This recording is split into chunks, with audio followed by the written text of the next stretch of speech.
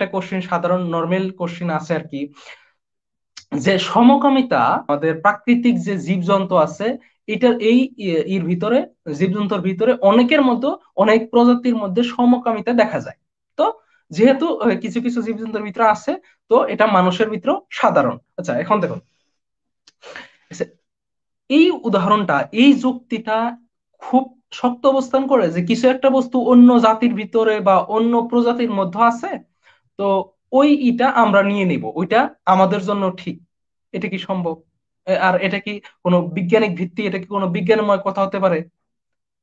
যেমন ধরেন, আপনার অনেক আছে, মাকড়সা আছে, যেই মাকড়সা গুলো ফিজিক্যাল রিলেশন করার পরে তার পুরুষ সঙ্গীকে হত্যা করে খেয়ে ফেলে। এটা একটা প্রজাতির ভিতরে আছে। তো এখন কি আপনি বলবেন যে যেহেতু অন্য একটা প্রজাতির ভিতরে আছে, সো আমিও আমার ই পুরুষ সঙ্গীর সঙ্গে ই করে ফিজিক্যাল রিলেশন করে তাকে মেরে খেয়ে ফেলবো? হ্যাঁ। তারপরে প্রজাপতি, হনুমান, সিংহ, ইঁদুর সহ বিভিন্ন প্রাণী নিজ প্রজাতিদের শিশুদের হত্যা করে। এটা কি বলা সম্ভব হবে যে তারা যেহেতু তাদের শিশুদের হত্যা করে, তাহলে আমিও আমার শিশুদের হত্যা হত্যা করব? তারপরে সমুদ্রের যে সি আছে শিশু, ওরা কি করে, শিশু সিলদের দলবদ্ধ ধর্ষণ করে। তো এটা কি যেহেতু অন্য প্রজাতির ভিতরে আছে, ওই জন্য কি আমাদের জন্য এটা স্বাভাবিক হয়ে যাবে?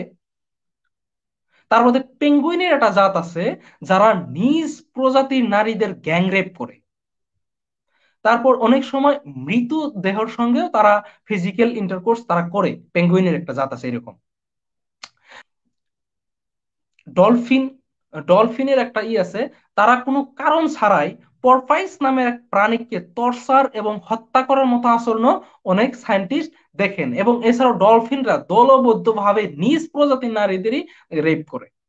তাহলে কি এই বস্তুগুলো কি যেহেতু অন্য কোনো প্রাণীর ভিতরে আছে, সো এটা মানুষের জন্য স্বাভাবিক? এটা কি বলা কোনো বিজ্ঞান মনস্ক মানুষের কাজ?